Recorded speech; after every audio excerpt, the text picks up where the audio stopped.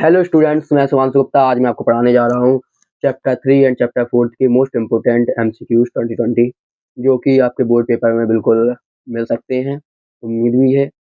चलिए स्टार्ट करेंगे हम चैप्टर 3 से टॉप 20 एमसीक्यूज। फिर चैप्टर 4 से करवाऊंगा मैं आपको।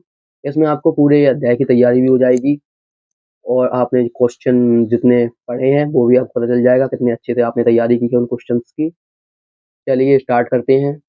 पहला क्वेश्चन, निम्न में से कौन सा रैखिक समीकरण युग्म सुसंगत है? तो इसका हमारा आंसर हो जाएगा बी, यानी कि x प्लस वाई बराबर 3 और 2x प्लस 2y बराबर 6। ठीक है। उसके बाद में नेक्स्ट क्वेश्चन, हम सेकंड क्वेश्चन देखेंगे। उसमें लिखा है दो रेखाएं समांतर होती हैं जब, तो इसका आंसर हमारा है a1/a2 बराबर हो b1/b2, पर बराबर नहीं हो c1/c2 के, तब होती है समांतर रेखाएं। आप लोगों ने पढ़ा भी है।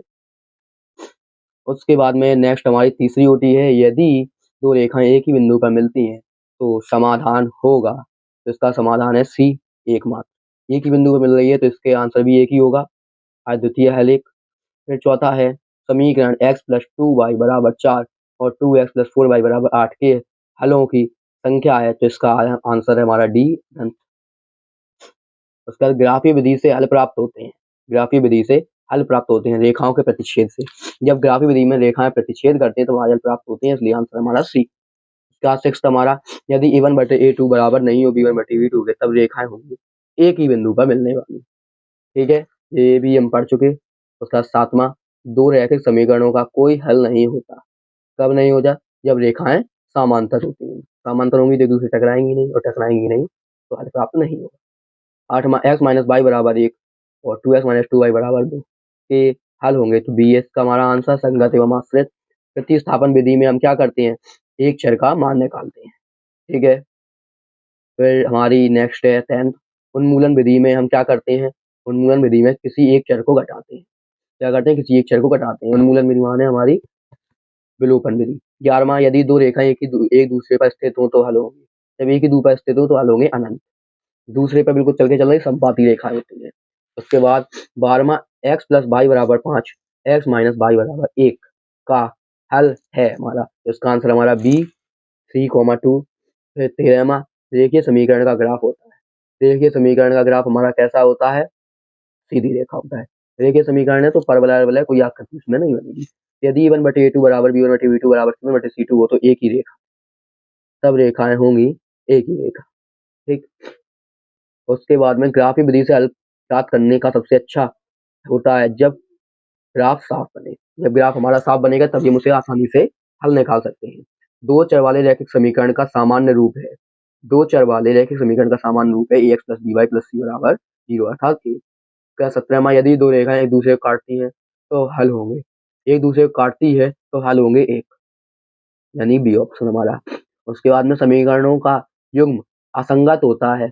असंगत कब होता है समीकरण युग्म का हल, जब कोई भी हल ना हो, यानी कि हमारा ऑप्शन ए। इसका कौन सी विधि बीजगणितीय विधि है, तो इसका आंसर हमारा बी, प्रतिस्थापन विधि हमारा। उसके बाद में हम देखेंगे नेक्स्ट क्वेश्चन, प्रश्न क्रमांक 20। लिखा है x प्लस वाई बराबर 7, 2x प्लस 2y बराबर 14, तो आंसर है हमारा इसका बी, संगत एवं आश्रित होंगे हल। ठीक है।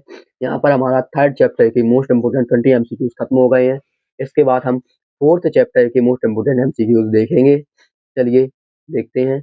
यहाँ पर हमारा लिखा है चैप्टर नंबर 4। एक एक से हम इसके भी मोस्ट इंपोर्टेंट एमसीक्यूज देख लेंगे। चलिए, दिया है द्विघात समीकरण का सामान्य रूप है ax² plus bx plus c बराबर 0, ऑप्शन बी। उसके बाद यदि a बराबर 0 हो तो समीकरण होगा, जब a बराबर 0 हो समीकरण होगा रैखिक। विविधकर का सूत्र होता है, थर्ड है हमारा, विविधकर का सूत्र होता है, तो इसका आंसर हमें पता है ऑप्शन नंबर ए, b² माइनस 4ac। फिर यदि d 0 से बड़ा हो तो मूल होंगे, तो इसका ऑप्शन हमारा सी, वास्तविक एवं भिन्न। तो यदि d बराबर ही 0 तो मूल होंगे, तो इसका आंसर हमारा बी, वास्तविक और बराबर। उसके बाद यदि d का मान 0 से छोटा हो तब मूल होंगे, तो इसका आंसर हमारा सी, काल्पनिक।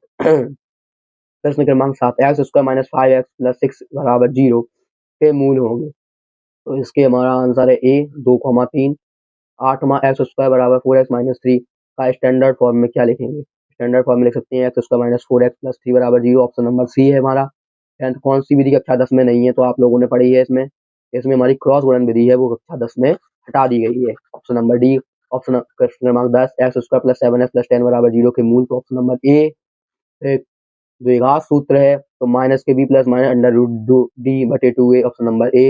12 एक्स स्क्वायर माइनस 9 बराबर 0 के मूल होंगे। इसका आंसर हमारा option number A plus minus under root 3।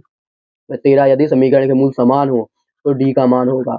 इसका आंसर है हमारा ऑप्शन नंबर सी 0 के बराबर होगा। 14वां option number x square plus 2x plus 1 बराबर 0। इसका है ऑप्शन नंबर पूर्ण वर्ग विधि बी। द्विघात समीकरणों के मूलों की संख्या होती है 2। ऑप्शन नंबर बी है हमारा, इसका आंसर है 2, क्योंकि जितनी घात होंगी उतने ही समीकरण होते हैं। इस ऑप्शन प्रश्न क्रमांक 16 का हमारा आंसर है ऑप्शन नंबर ए। प्रश्न क्रमांक 17 का आंसर है हमारा ऑप्शन नंबर ए। जब हम रखेंगे डी बराबर 20 का माइनस 4ac से तो हमारा मान प्राप्त हो जाएगा। फिर 18 कौन सी विधि सबसे सामान्य विधि है, सबसे सामान्य विधि है, तो इसका आंसर है हमारा ऑप्शन नंबर सी सूत्र विधि। फिर प्रश्न क्रमांक 19 एक्स स्क्वायर प्लस 5x बराबर 0 के मूल होंगे, तो इसका आंसर है हमारा ऑप्शन नंबर बी -5, 0 निकाल लेंगे आप लोग बहुत आसानी से। द्विघात समीकरण का ग्राफ होता है, इसका आंसर ऑप्शन नंबर सी हमारा परवल है। यहाँ पर जाकर आपकी ऑब्जेक्ट टाइप्स खत्म होते हैं थर्ड और फोर्थ चैप्टर की। नेक्स्ट वीडियो में आपको बताऊंगा फिफ्थ एंड सिक्स चैप्टर की मोस्ट इंपोर्टेंट एमसीक्यूज जो आपके पेपर में बिल्कुल 99% मिलेंगी। Thank you.